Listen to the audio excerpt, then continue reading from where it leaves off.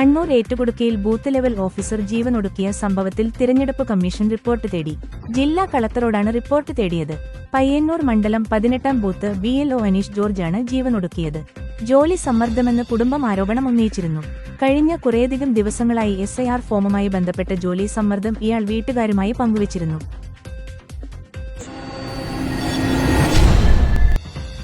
തിരുവനന്തപുരത്തെ തൃക്കണ്ണാപുരം വാർഡിൽ സീറ്റ് നിഷേധിച്ചതിൽ മനം നൊന്ത് ജീവനൊടുക്കിയ RSS പ്രവർത്തകൻ ആനന്ദ് കെ തമ്പിയുടെ ശബ്ദരേഖ പുറത്ത്. RSS നേതൃത്വത്തെ രൂക്ഷമായി വിമർശിച്ചുകൊണ്ടാണ് ആനന്ദ് കെ തമ്പിയുടെ ശബ്ദരേഖ. മനസ്സും ശരീരവും പണവും സമയവും സംഘടനയ്ക്ക് നൽകിയിട്ടും ഒഴിവാക്കി. ഇത്രമാത്രം അപമാനിച്ചിട്ടും വെറുതെ ഇരിക്കാൻ മനസ്സിന് കഴിയുന്നില്ല.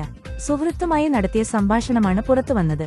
മത്സരിക്കാൻ രണ്ടും കൽപ്പിച്ചാണ് തീരുമാനിച്ചിരിക്കുന്നത്. അതുകൊണ്ടാണ് സ്വതന്ത്ര സ്ഥാനാർത്ഥിയായി മത്സരിക്കുന്നത്. എന്ത് പ്രതിസന്ധി നേരിട്ടാലും മുന്നോട്ടു പോകും. എത്ര കൊമ്പനായാലും ഞാൻ അവർക്കെതിരെ ഫൈറ്റ് ചെയ്യും. സംഘടനയ്ക്ക് വേണ്ടി എന്തും ചെയ്യുന്ന അവസ്ഥയിലാണ് നിന്നത്. എന്നിട്ടും എന്നെ അവഗണിച്ച് ശബ്ദ സന്ദേശത്തിൽ ആനന്ദ് പറഞ്ഞു. തിരുവനന്തപുരം വർക്കലയിൽ പെൺകുട്ടിക്കെതിരെ ട്രെയിനിൽ വെച്ച് ഉണ്ടായ ആക്രമണം പുനരാവിഷ്കരിച്ച് റെയിൽവേ പോലീസ്. പ്രതിയെ സെൻട്രൽ റെയിൽവേ സ്റ്റേഷനിലെ കേരള എക്സ്പ്രസിന്റെ അതേ കോച്ചിലെത്തിച്ചാണ് തെളിവെടുപ്പ് നടത്തിയത്. യാതൊരു പ്രകോപനവുമില്ലാതെ വാതിൽ പടിയിലിരുന്ന പെൺകുട്ടിയെയും സുഹൃത്തിനെയും ചവിട്ടി താഴെക്കിട്ടെന്ന് പ്രതി പോലീസിനോട് വിശദീകരിച്ചു.